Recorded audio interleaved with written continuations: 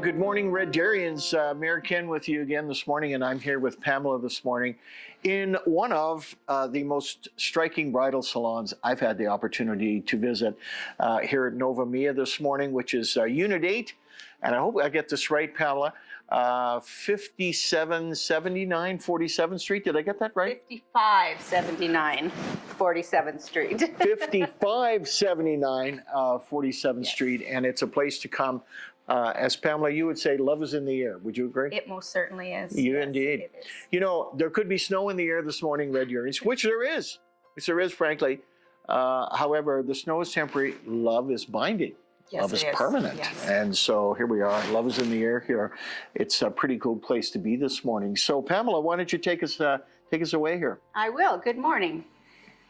Mayor, at the early April meeting, Council approved the annual property tax rate bylaw. Mayor Johnson, why does Council have to pass this bylaw in the spring when the city budget is reviewed and approved in January? That's a great question. The budget is a separate item from the tax rate. The tax rate determines how the money is collected. The budget determines how the money is really going to be spent. So typically the tax rate is based on an assessment of properties right across the city. So for example, council may tell administration it needs, I'll say $150 million to balance the budget. Then administration will go into the property assessment division and calculate a formula based on all of the assessed values of properties, residential properties, non-residential properties, business properties, and so on.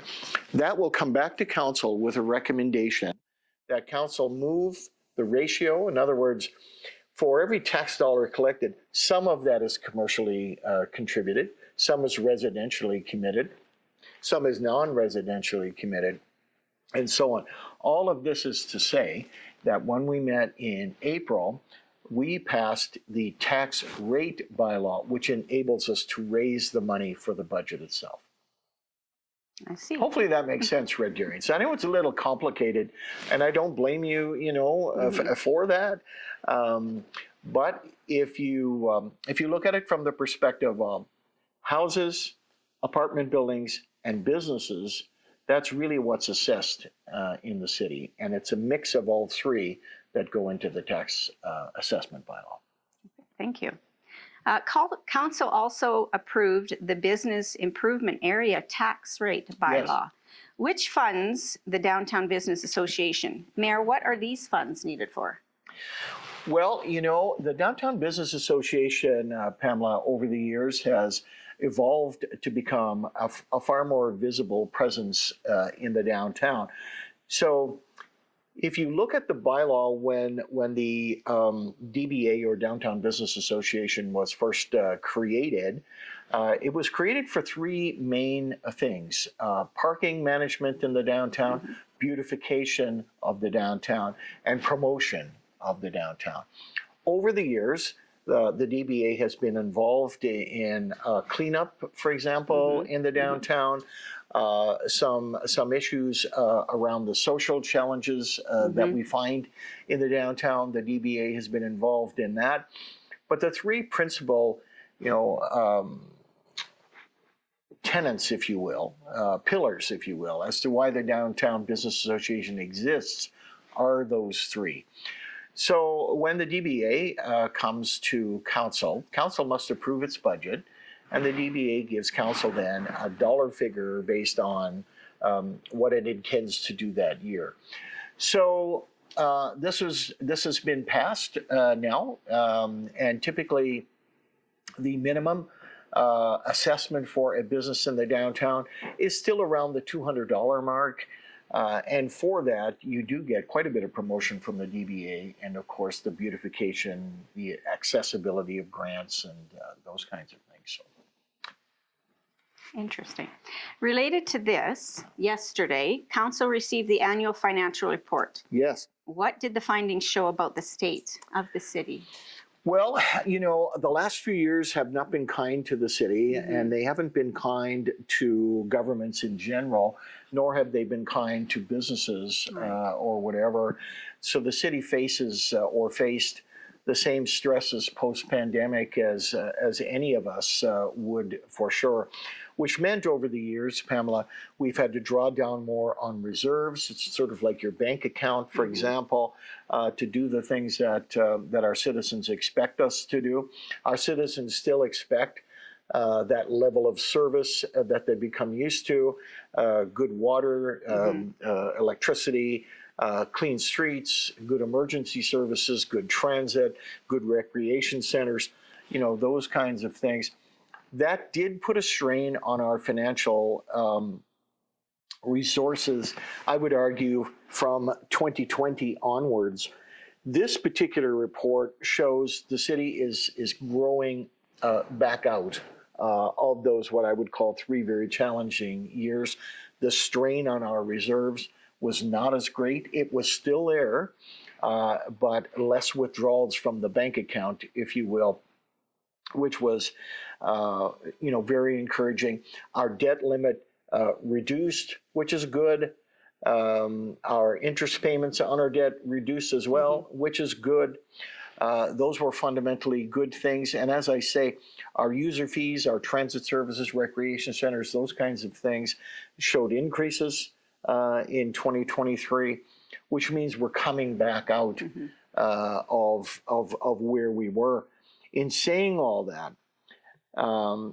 we have to make a concerted effort to reestablish the reserves where they used to be. It's sort of like building up your bank account for that next wave of financial challenges. So we're still a ways away from doing that. Our operating reserve, for example, is at $8 million, and I'm rounding it up. It's actually 7.8, but I'll just say it's $8 million. Ideally, that reserve should be $30 million. So we have, as I say, a ways to go yet. And it still remains a challenging financial environment for us. Government cutbacks are still there, provincial cutbacks, federal cutbacks, those kinds of things still exist for it. Inflation has hit you and I hard as citizens of the city. There's certainly a lot of challenges from that perspective. So the 2025 budget, which will come in November, will be particularly challenging for the city to maintain that growth, but also to minimize the impact on our citizens at the same time. So it'll be a challenge, but council and administration certainly up for it. You're up for the challenge. You bet. Mayor Ken, council heard an update on the state of drought in Alberta. How is the city preparing and the Government of Alberta water sharing agreements? Yeah, great question. I mean, I don't think anybody is necessarily shocked when, we say the fall and winter were abnormally dry, particularly in the watershed of Alberta, which is the mountains and so on. These are nature's built-in reservoirs for our province. So the city has been proactive, quite delightfully, frankly, really since October of last year. We've been talking about what will spring look like, what will summer look like, what will our reservoirs look like, and certainly the province, has been a very close partner in those discussions. There are 2 main water bodies or water councils in our area. There's the Municipal Users Group and there's the Watershed Alliance Group, and they have both been very active with the city as well, which is really encouraging. So a number of things have been done. We've been collaborating quite closely, again, I'll say, with the province on what are called voluntary, at this point, voluntary water sharing agreements. We are not in the same level of stress, certainly as Southern Alberta is in. We're still fortunate that we are not quite as bad off, which is still a low benchmark. Our reservoirs are down, our rivers are down, and so on. So right now, these agreements are voluntary because we're at a stage 4 of 5 stages of drought. So it is conceivable that we could go to a level 5, quite conceivable. If we do go to a level 5, that will bring in mandatory restrictions. So it's incumbent, I think, on all of us now, Pamela, to understand that what could be inevitable is coming. On a day like today, it gives us some optimism that we're getting the moisture across the province, which is key. But the two-edged sword of drought is not only does it affect the agriculture and us as ordinary citizens, but it increases the wildfire risk and those stresses that come with that, which in turn need water to literally douse them, if you will. So it's quite a two-edged sword. I think this is an opportunity, and the city has started informing all Red Deerians to just take some common sense or just extra steps, and let's not take for granted what turning a tap on means, and we can go, next door for a couple of minutes and come back and shut the tap off, or, I mean, personally, I've tried to become conscious, even when you brush your teeth in the morning, to turn the tap on, wet your toothbrush, turn the tap off.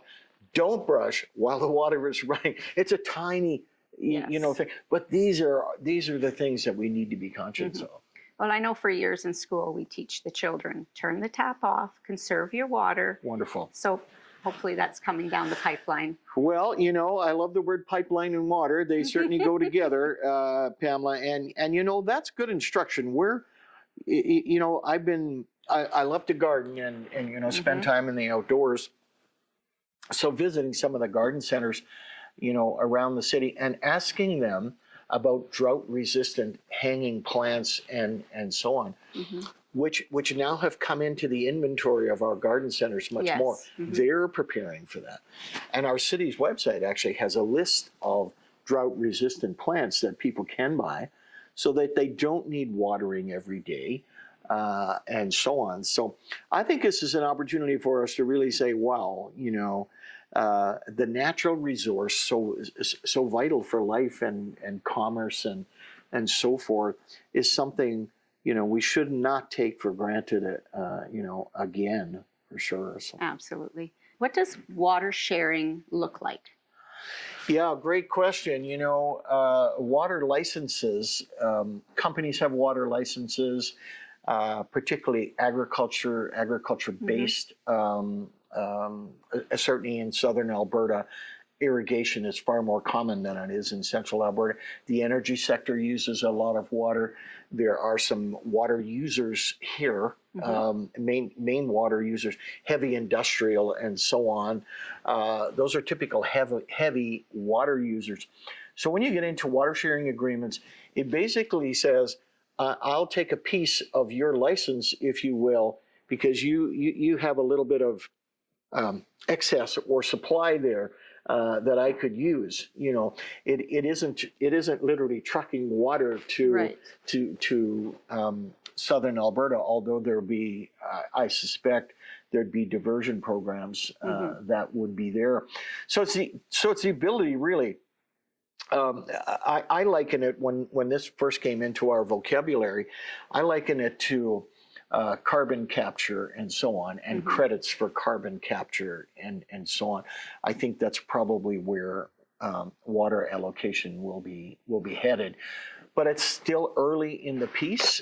This snowfall today, particularly in the mountains, I understand they're getting a lot of it, is encouraging. I read an article this morning on the snowfall in California, which occurred over a few days, and that actually has reversed the drought in Northern California. So there's hope there. There's certainly reason to be optimistic, but in the same vein, to your story about the kids in school, we need to tell the moms and dads now that if you're going to water your garden or whatever the case may be, don't water half of the sidewalk and a part of the street at the same time. That's not going to grow. Think about where you're using that water. Wonderful. Mayor Johnson, what does our community need to know about drought mitigation and what the city is doing and what they can do? Yeah, I think to your earlier question, I didn't realize this was also a question, or I would have been silent. A lot of the things I've already talked about, Pamela, certainly good common sense, find ways, and I'd invite, I know my wife, my new wife, God bless her, she's quite the environmentalist. And so she's looked at our water bills from last year and said to me, Ken, our personal goal should be to reduce that by 10%. I thought, yeah, okay. So what does that mean in a practical sense? And so I talk about then water use internally, externally in gardens, and those kinds of things. It's an opportunity for us to realize that this water has now become a scarcer resource than I can remember since coming to Red Deer. And, I think some of the reality is here is that another mild winter this coming year would arguably put us very much in a crisis situation. So, Well, that's not good. Let's pray for some wet weather. Yes, and sharpen our conservation skills. Yes. Right, absolutely. Always be aware. You bet. So the land use bylaw. Yes. City Council held a public hearing on April 15th for the new zoning bylaw. And yesterday, Council had more information and recommendations for next steps for City Council. Mayor, what are the highlights of this new zoning bylaw, and what have you heard from the public through the process?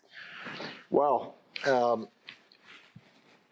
there's no more fundamental piece of legislation in municipalities than the land use bylaw. It governs what we can build, where we can build it, how high it should be, how much parking there should be, how much landscaping there should be, how much lighting there should be. So it's no surprise that the land use bylaw would have gotten an enormous amount of public feedback in terms of how we're proceeding. Administration had, I would say, 4, maybe 5 principles that they were basing the land use bylaw on. The number one was a made in Red Deer solution for land use going forward. So in Red Deer particularly, we are looking at ways to increase secondary suites, for example. There's a 15% cap now on secondary suites in all neighborhoods, and it's listed as a discretionary use. A discretionary use means it can be granted or it may not be granted, but the applicant, for example, Pamela, if you wanted to put a secondary suite in your home today, you would have to apply to City Hall to do that. Under the new land use bylaw, it would become a permitted use. So in other words, it would be an allowed use. You can do it as long as you have the guidelines in parking, separate door entrance, proper electrical inspection, all those good things. That's a fundamental difference in going forward. The other, or one of the other principles that administration used was what's called gentle densification. So in other words, rather than zoning all of the city for multiple units of housing, apartment buildings, fourplexes, those kinds of things, we are opening up all neighborhoods for duplexes as a discretionary use. So in other words, it's not totally permitted, but if you wish to build a duplex in Morris Road, for example, where I live, you can come to the city in a zone that was formerly single family detached, and you can apply to do a duplex in that particular zoning. That was another change that was there. There were some proposed changes to roof heights. There were proposed changes to side yards and backyards and some front yards. There were also changes on how sloping would be done and so on. So it's quite a it's It's quite an undertaking. We gave administration last night 12 amendments to consider, and they'll be bringing those amendments back on the 13th of May. Some will cause or necessitate an additional public hearing. Some will not. And those that do necessitate an additional public hearing would give the public another opportunity to have their voice heard as to whether they think these are good ideas or not. So it's quite an undertaking. Yes, it sounds like it. It is. And then what are the next steps for that? Well, you know, admin will come back on May 13. I suspect, based on our conversation last night, 11 of the 12 amendments could be adopted by council on the 13th. One, which is the one I spoke to, which was the amendment to go from 15% to 25%. In other words, to increase the number of secondary suites. That would cause a separate public hearing because it's an increase to the recommended amount. If it was a decrease, there's no need for a public hearing. But because it's an increase, we'll hear from the public again in terms of do they think that is a particularly good idea? And do they? What are your thoughts on what they might think? Well, you know, that's a great question. I think it depends on which side of the equation you're on. If you are a young student, for example, or a young family, for example, that's looking to rent in an established neighborhood and so on, a secondary suite may be very attractive to you. However, if you have concerns that it would impact parking, for example, or the ability to risk more noise or more activity, you know, those kinds of things, you might feel differently. If you're from the building community, you may feel quite encouraged by this. So it takes a community to, in a public hearing setting, you weigh the input you get. You keep your mind, of course, focused on not only the Red Deer of today, but as I said earlier, the Red Deer of tomorrow, which we have to consider. And it'll be interesting. You know, council has made the amendment, but that just comes from one councillor. Right. So council, the group of 9, would have to make its own mind up on what any of those amendments might do. Right. And is that increase percent, 10%, is that open everywhere in the city or just certain areas? Yes, it does. It opens every neighborhood in the city. There are a couple of neighborhoods in the city, particularly West Park for sure. The name of another one escapes me right now. I'll probably kick myself in the car on the way back. But West Park for sure has they are right on the 15% now, which shouldn't be shocking. They're right next door to Red Deer Polytechnic and so on. And typically the secondary suites are quite attractive from that perspective. So we're trying to spread it across the city, but also allow those neighborhoods with a high volume the opportunity to increase if they so desire. Ultimately, it'll come down to the market. If people want to put secondary suites in their home, they will. And they'll only do it if they believe the market will bear a tenant and so on. So we're just making it easier for people to apply into that space and for people to get housing into that space. Right. And the market is there for sure. Yeah, I would agree, yes. Yeah. Let's move on to the vehicle for hire bylaw. Yes. At both April 15th and April 29th council meetings, council discussed proposal amendments to the vehicle for hire bylaw. Mayor Johnson, what were some of those key amendments and issues council discussed, and why was the item postponed until after May? Yeah, thank you. You know, the vehicle for hire bylaw and the whole industry of vehicle for hires has really transformed certainly over the last, I will say 10 years, some would argue longer, but in Red Deer, 8-10 years. When vehicle for hire came into the Uber world, if you will, or the rideshare networks, the taxi industry, of course, a long established industry right across our country, right across the world, was impacted. So the bylaw, the taxi bylaw, if you will, or the vehicle for hire bylaw, more better put, is a bylaw that exists to try to be equitable and fair while ensuring customer safety. When you call an Uber or a taxi, you want to know you're getting into a vehicle that's not going to, collapse of engine failure or brake failure or a tire failure, whatever, along your ride. And you want to know that your driver is a professional person that you feel safe with, or you and your family, for example, or whatever. So it is very much like the land use bylaw, a bylaw that affects most of us directly. We're actually, we interact in that space.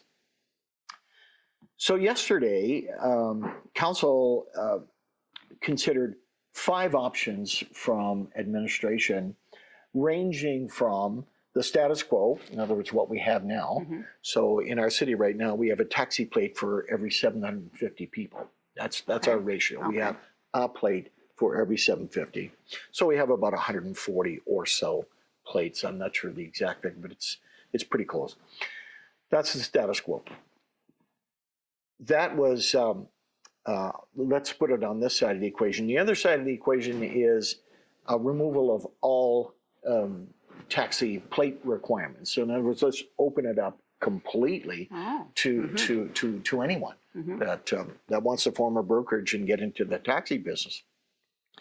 In between 2, 3, and 4, so you have 1 here, you have 5 here. So in between 2, 3, and 4 exist other options that talk about lowering the per capita. So in other words, from 750 to say 600. Another option had a more gradual removal of the plates to allow the industry to mature into that space and allow cab companies to adjust, into that reality and so on. The reason the bylaw was postponed was one of the councilors signaled yesterday, Councillor Hyam signaled yesterday, that she would be bringing an amendment forward to grant an additional number of plates. And in her words yesterday, it was 60 plates over the next 3 years, so 20 plates a year. However, the amendment would contain a clause that if you owned more than a specified percentage of plates already, then you couldn't bid on those new 60 plates. Oh, okay. So I took opportunity to get some advice from administration yesterday, called a recess, and administration is saying we need to study how that is lawful, equitable, doable, if you will, before council can consider it. So admin said it would take a couple of weeks, so we postponed it actually because of May the 13th agenda. Is now already heavy. We postponed it to the end of May. Okay. So that's an amendment we'll look at. Will we land there? Again, it's all about the debate of council and what our administration gives us. And so on. There are still 4 other options on the table for us to consider on the 27th or so, 28th, and so on. So we understand the complexity here.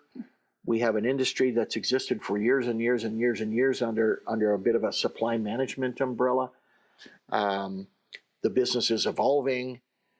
Uber and the rideshare networks are also an alternative now for customers. So it should be very interesting, but I would say fundamentally respectful debate coming up on the 27th. And those possible 60 plates, would they be open to individual business people, or would they be open to taxi companies? Who would they be open? Yeah, that's a great question. Typically, if you're going to go into the taxi business, you would apply for a broker license. Mm-hmm. So, in other words, you and me as individual Mm-hmm. citizens have an eligibility to be able to do that if we can meet just good business practices. Right. Can we make money? Mm-hmm. Can I get insurance? Is my liability coverage enough? Do I have a driver's abstract? All of those factors are there. I think it's important, and administration will certainly outline this to your question. What is the equitable approach, and can we necessarily say to someone who already owns a bunch of licenses that you can't apply for any more? We'll discover that in the administrative report that comes to us. Mm-hmm. It's definitely moving towards the ride share because of, the, what's the word I'm looking for? The economy and, sure. Right? People not wanting to drive themselves as well. Yeah. There's certainly opportunity there. It's an emerging market in terms of some of the technology being used. There are a lot of technology now being used by cab companies to modernize the way they do dispatch and those kinds of things. Cab companies understand that to be competitive in a rideshare network, they need to be able to offer the consumer choice and so on. So it's been interesting. I know personally the taxi market is not something I was familiar with necessarily, but I've become very familiar with it over the last few years. That's for sure. It's quite the business. Yes, and safety is a very big concern, both for the driver and the passenger. Absolutely. Right? Yeah, it's paramount. Yes. Was there anything else from the April Council meetings that you would like to discuss or mention? Yes, and typically I sign off with a little bit of a, sort of a community message. So this is really a two-in-one community message and a commentary on yesterday. We did a loan deferral for the Humane Society, for the Central Alberta Humane Society. Those are the folks that operate the animal shelter on Riverside and so on. And they have had quite a financial strain coming out of the pandemic. A lot of us got cats and dogs and birds and all those things to be pets in our isolation time. Right. To be company in our isolation time. Unfortunately, some of us, post-pandemic, realized that they couldn't afford to keep them, or possibly, I don't need you anymore to little Rex there, or your cat, kind of thing. So the shelter, the Humane Society, started to overflow with returned pets, so which has put a tremendous strain on them. So we deferred the payments yesterday, Pamela, but we also said, and this is my message to you Red Deerians out there today, please support the Humane Society. Find a way to either volunteer, find a way to donate, find a way to assist by fostering sometimes. You may know some friends, I certainly know some friends who will take a pet for a few weeks until an owner can be found. Right, yes. And lessen the strain on the shelter facility. A lot of counselors talked about all of us being able to give back to the pets we so love. And here's an organization, of course, that exists so that we can have access to care, to supply, for example, all of those things. So Red Deerians, as we're signing off this week, in the middle of this wonderful bridal salon, let's not forget our four-legged friends, and take time to go over to the Humane Society. I think you'll be very impressed. It's very clean, it's very spacious, very professional, but it needs your help, and so please occupy that. Until next time, Pamela, as I say, love is in the air. It is, yes. Love is in the air, and especially on a day like today, come by the bridal salon and check it out, and we'll see you in a couple of weeks.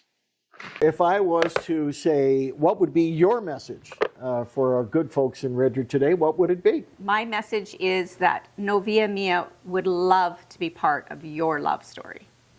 Gosh, you couldn't have said it any better There than you go. that. So we'll catch you next time.